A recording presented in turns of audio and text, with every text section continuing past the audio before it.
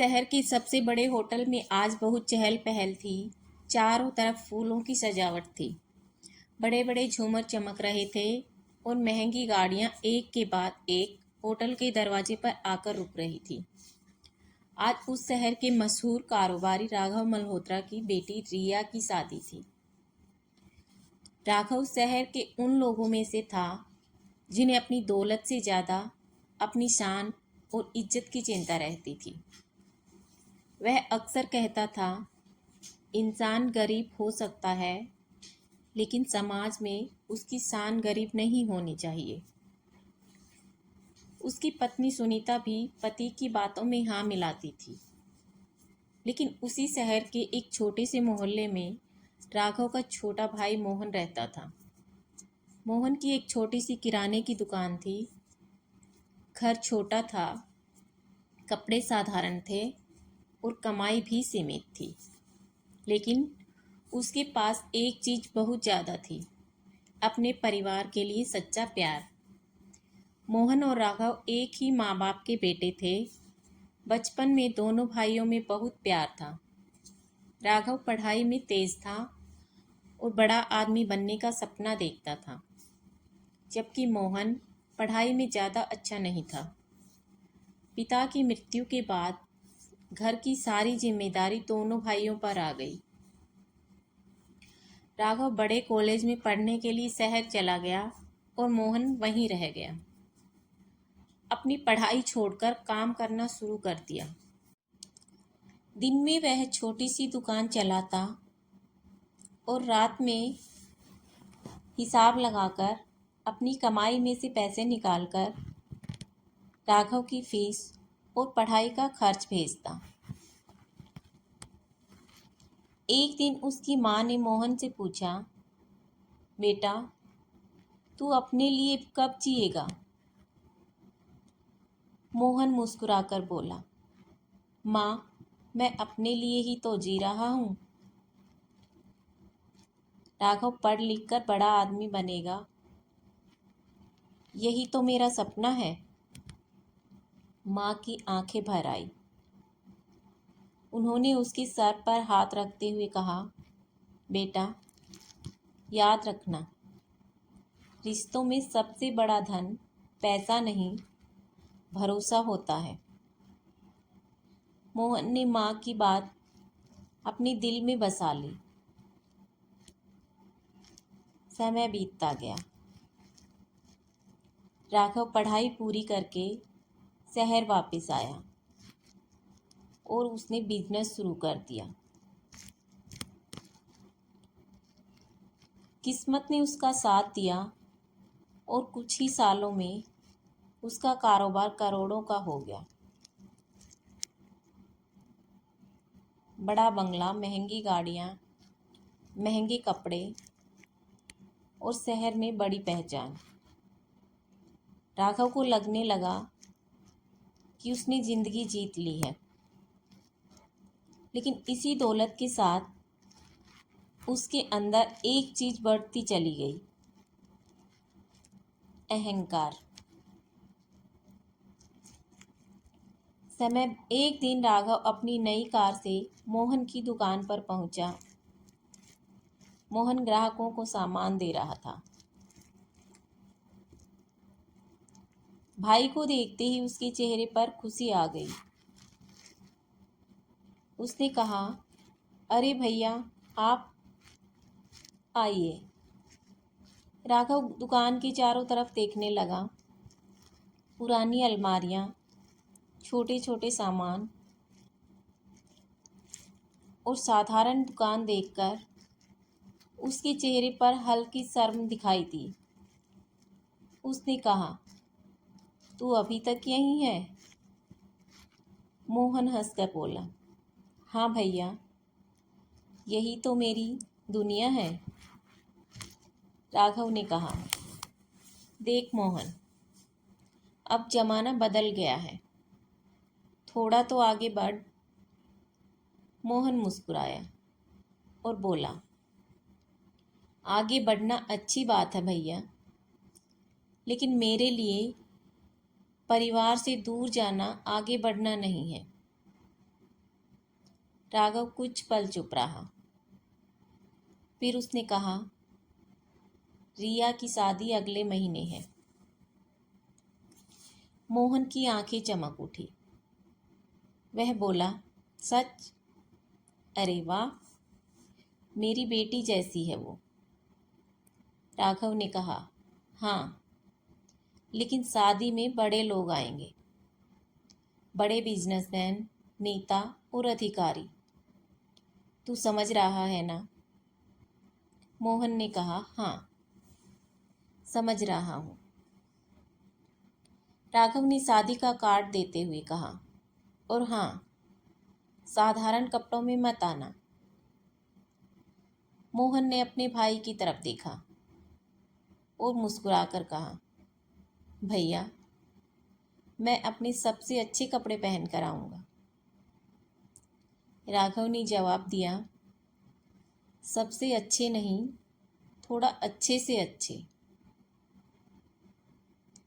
शादी से कुछ दिन पहले मोहन की पत्नी सरोज ने पूछा, आप प्रिया की शादी में क्या देंगे? हमारे पास ज़्यादा तो है नहीं। मोहन मुस्कुराया और बोला, पैसा कम है तो क्या हुआ, आशीर्वाद तो दिल से दे सकते हैं। फिर उसने अपनी पुरानी संदूकची खोली। उसमें लाल रंग के कपड़े में लिपटी एक पुरानी सोने की अंगूठी रखी थी।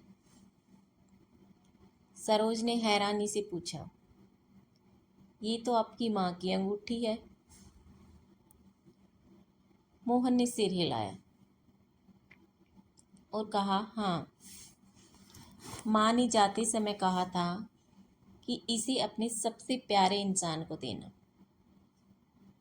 रिया मेरे लिए बेटी जैसी है, इससे अच्छा इंसान मुझे कौन मिलेगा। सरोज की आंखें भी नम हो गई। आखिरकार शादी का दिन आ ही गया। मोहन ने अपनी पुरानी लेकिन साफ सुथरी शेरवानी पहनी और सरोज ने अपनी सबसे अच्छी साड़ी। दोनों खुशी खुशी शादी में पहुंचे, लेकिन जैसे ही होटल के दरवाजे पर राघव की नज़र उन दोनों पर पड़ी, उसका चेहरा उतर गया। वह तेजी से उनके पास आया और गुस्से में बोला, मोहन, मैंने क्या कहा था? मोहन घबरा गया। क्या हुआ भैया? राघव ने कहा, मैंने कहा था अच्छे कपड़े पहन कर आना। मोहन ने अपनी शेरवानी की तरफ देखा और धीरे से कहा, भैया, यही मेरे सबसे अच्छे कपड़े हैं। राघव ने चारों तरफ देखा। कुछ लोग उनकी तरफ देख रहे थे। उसने दांत पींचकर कहा, तू समझता क्यों नहीं? लोग क्या कहेंगे? मोहन ने शांत आवाज में कहा, लोग क्या कहेंगे ये सोचकर क्या मैं अपने भाई की बेटी की शादी में ना आऊं? राघव ने गुस्से में कहा, तू अंदर मत जाना। मैं नहीं चाहता कि लोग तुझे देखकर मेरे बारे में बातें करें। मोहन कुछ पल तक अपने भाई को देखता रहा। उसकी आंखों में आंसू आ गए। उसने धीरे से पूछा, भैया, मेरे कपड़ों से आपकी इज्जत कम हो जाएगी? राघव ने कोई जवाब नहीं दिया।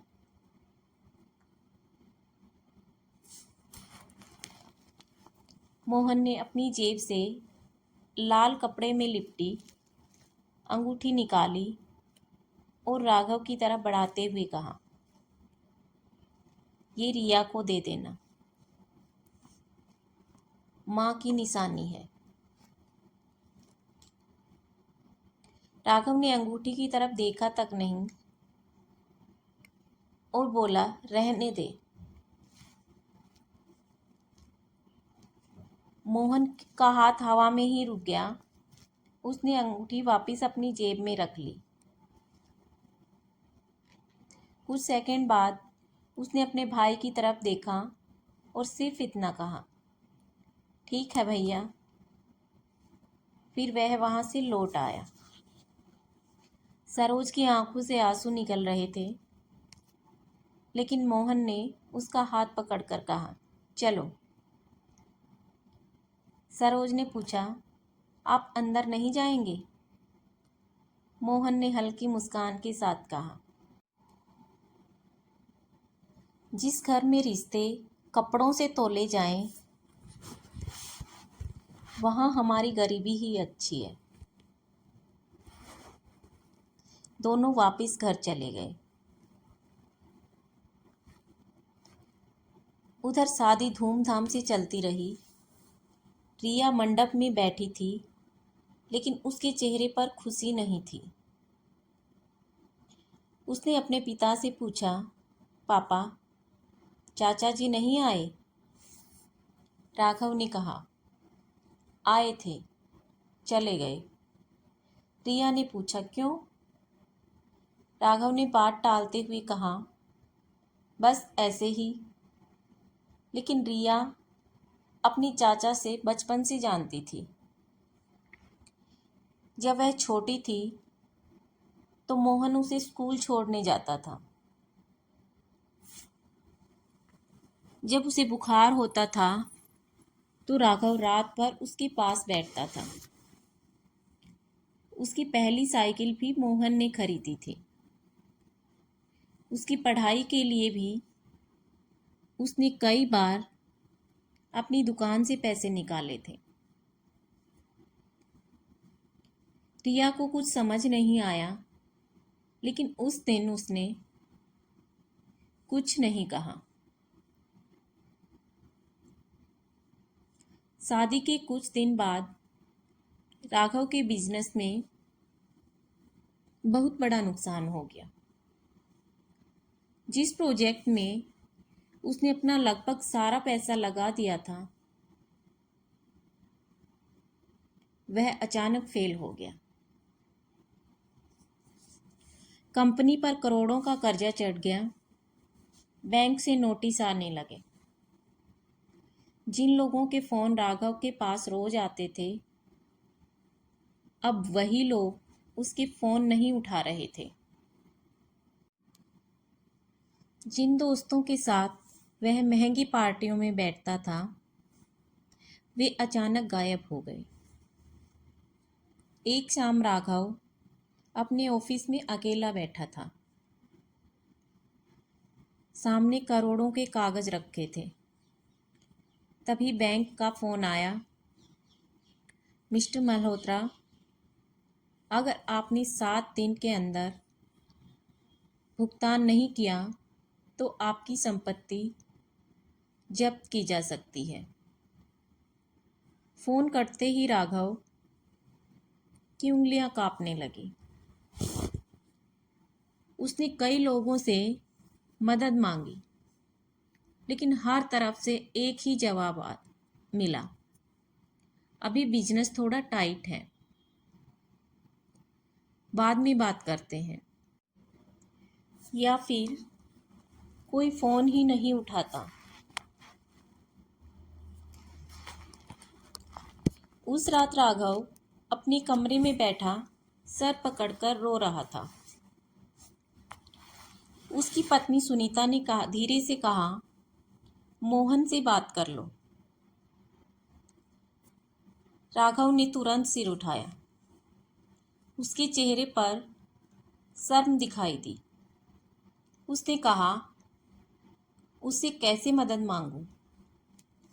सुनीता ने शांत आवाज में कहा,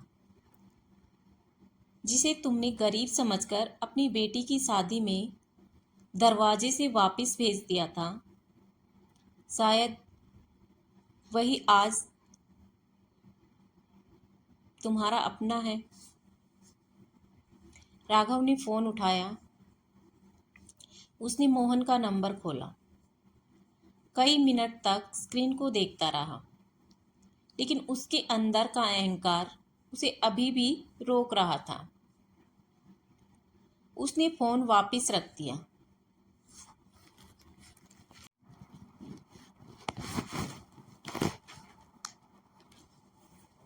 अगली सुबह उसके घर के दरवाजे पर दस्तक हुई।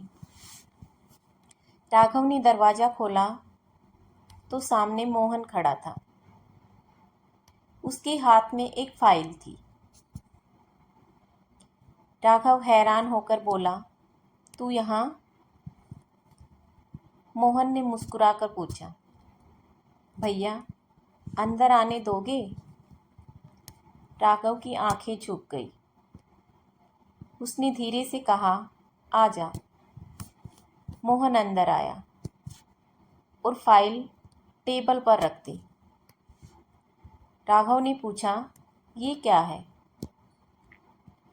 मोहन बोला, आपकी कंपनी के कर्ज की पूरी जानकारी है। राघव चौंक गया। तुझे कैसे पता? मोहन ने मुस्कुराकर कहा, भैया आप मेरे भाई हो। आपकी परेशानी मुझे पता चले या ना चले, आपका दर्द तो महसूस होता है। राघव की आंखों में आंसू आ गए। उसने कहा, लेकिन मैं तेरे पास मदद मांगने नहीं आया। मोहन बोला, मुझे पता है। फिर उसने फाइल खोली और कहा, मैंने अपनी दुकान बेचने का फैसला लिया है। राघव तुरंत खड़ा हो गया। नहीं, मोहन बोला, और ये घर भी? राघव ने हैरानी से पूछा, मोहन पागल हो गया है? मोहन ने शांत स्वर में कहा, मैं आपका भाई हूँ। जब मैं छोटा था और माँ बीमार थी, तब आपने मेरी फीस भरी थी। जब आपकी पढ़ाई के लिए पैसे नहीं थे, तब मैंने अपनी पढ़ाई छोड़ दी थी। आज अगर मेरी दुकान और घर बिककर आपका परिवार बच सकता है, तो मुझे इसमें नुकसान दिखाई नहीं देता। राघव कुछ नहीं बोल पाया। उसकी आंखों से आंसू बहने लगे। वह मोहन के सामने गया और कांपती आवाज में बोला, मोहन मुझे माफ कर दे। मोहन ने बिना कुछ कहे अपने भाई को गले लगा लिया। दोनों भाई काफी देर तक रोते रहे। उस दिन पहली बार राघव को समझ आया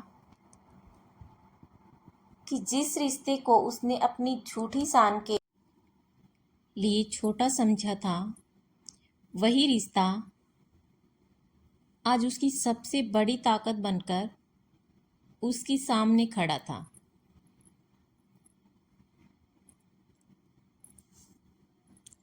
लेकिन कहानी में एक और बड़ा मोड़ बाकी था। मोहन की दुकान और घर बेचने की बात रिया को पता चली। वह तुरंत अपने पिता के पास आई और बोली, पापा चाचा जी अपनी दुकान और घर क्यों बेच रहे हैं? राघव चुप रहा। रिया ने कहा, आपको पता है चाचा जी ने मेरे लिए क्या किया था? राघव ने सिर झुका लिया। रिया बोली, जब मैं 10 साल की थी और मेरी स्कूल फीस जमा नहीं हुई थी, तब चाचा जी ने मेरी फीस भरी थी। जब मुझे प्रतियोगिता के लिए बाहर जाना था और पैसे नहीं थे, तब चाचा जी ने अपनी दुकान से पैसे निकाले थे और आपने उन्हें मेरी शादी में अंदर तक नहीं आने दिया। राघव की आंखें भर आई। रिया ने कहा, पापा, मुझे ऐसी शादी नहीं चाहिए थी जिसमें मेरे परिवार का एक हिस्सा दरवाजे पर खड़ा हो। राघव ने बेटी का हाथ पकड़कर कहा, बेटा, मुझसे गलती हो गई। रिया ने आंखों में आंसू लेकर कहा, गलती नहीं पापा, आपने रिश्ते को पैसे से तोला था। ये शब्द राघव के दिल में तीर की तरह लगे। रिया ने अपने पति आदित्य से बात की। आदित्य भी समझदार था। उसने कहा, अगर आपके चाचा जी ने आपके परिवार के लिए इतना किया तो आज हमें उनके साथ खड़ा होना चाहिए। आदित्य ने अपने कुछ दोस्तों और बिजनेस पार्टनर से बात की और मोहन की दुकान को बचाने के लिए एक नया रास्ता निकाला। जब मोहन को पता चला तो उसने कहा, मैं किसी का एहसान नहीं लूंगा। आदित्य मुस्कुराया और बोला, ये एहसान नहीं है चाचा जी, ये परिवार है। मोहन की आंखों में आंसू आ गए। उसे उस दिन महसूस हुआ कि रिश्ते सिर्फ खून से नहीं बनते। कभी कभी इंसान अपने व्यवहार से भी परिवार बन जाता है। कुछ महीनों बाद राघव की कंपनी धीरे धीरे संभलने लगी। लेकिन अब राघव पहले जैसा नहीं रहा। उसने बड़ा बंगला बेच दिया, वो छोटा सा घर ले लिया, महंगी गाड़ियां बेच दी, फालतू खर्च बंद कर दिया। लेकिन सबसे बड़ा बदलाव उसके अंदर। अब जब कोई गरीब उसके ऑफिस आता तो वह उसे सम्मान से कुर्सी देता। एक दिन उसके ऑफिस एक बुजुर्ग कर्मचारी आया और बोला, साहब, मेरी बेटी की शादी है, पैसे कम पड़ रहे हैं। राघव ने पूछा, कितने चाहिए? कर्मचारी ने रकम बताई। राघव ने बिना ज़्यादा सवाल किए पैसे दे दिए। कर्मचारी ने कहा, साहब, मैं लौटा दूंगा। राघव मुस्कुराया और बोला, अगर तुम मुझे सच में लौटाना चाहते हो तो जब कभी किसी ज़रूरतमंद को तुम्हारी मदद की ज़रूरत हो उसकी मदद कर देना। 1 साल बाद राघव ने अपने परिवार के लिए एक छोटा सा मिलन समारोह रखा। मोहन साधारण कुर्ता पाजामा पहनकर आया।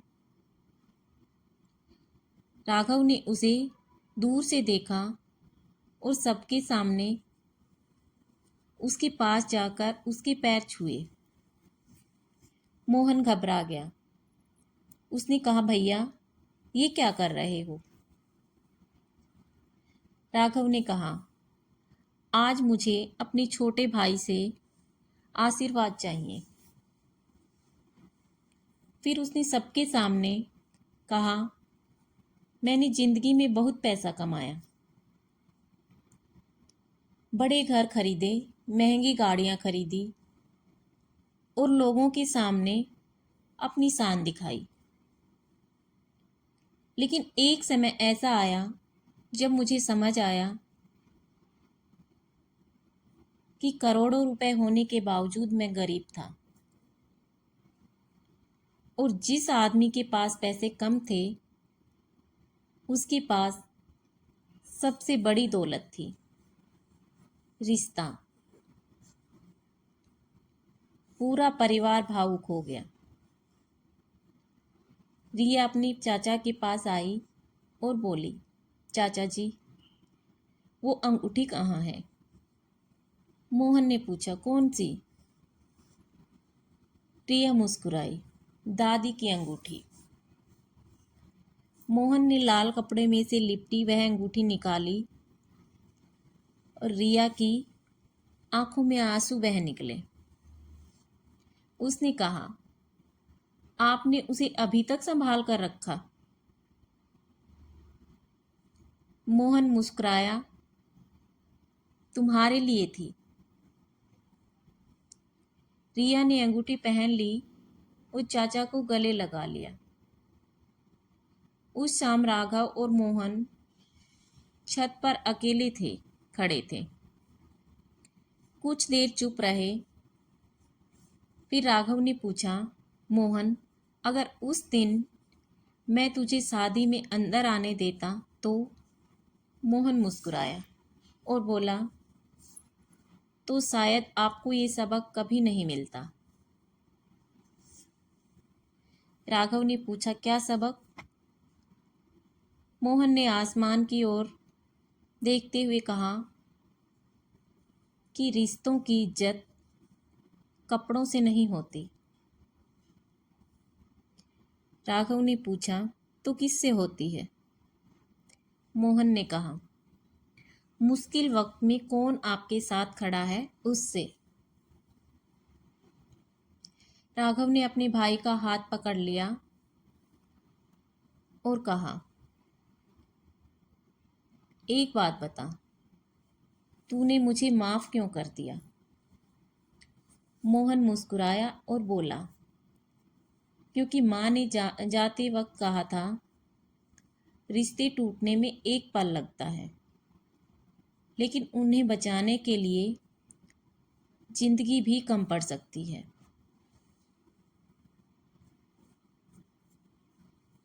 राघव की आंखों से आंसू बहने लगे। कुछ दिनों बाद राघव अपने ऑफिस में बैठा था। उसका बेटा उसके पास आया और बोला, पापा, मुझे आपसे एक बात पूछनी है। राघव ने कहा, पूछो। बेटे ने पूछा, हमारे पास पहले बहुत पैसा था ना? राघव मुस्कुराया, हाँ। बेटे ने पूछा, फिर कम हो गया? हाँ, फिर वापस आ गया। राघव ने कहा, थोड़ा। बेटे ने पूछा, तो अब हम गरीब हैं? राघव ने अपने बेटे को पास बिठाया और कहा, नहीं बेटा, हम गरीब तब थे जब हमारे पास बहुत पैसा था, लेकिन हमें लगता था कि हम दूसरों से बड़े हैं। और आज हम अमीर हैं क्योंकि हमारे पास ऐसे रिश्ते हैं जो हमारे बुरे वक्त में हमारे साथ खड़े थे।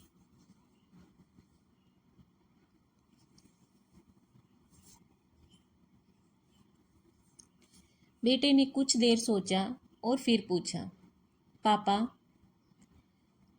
तो सबसे अमीर कौन होता है?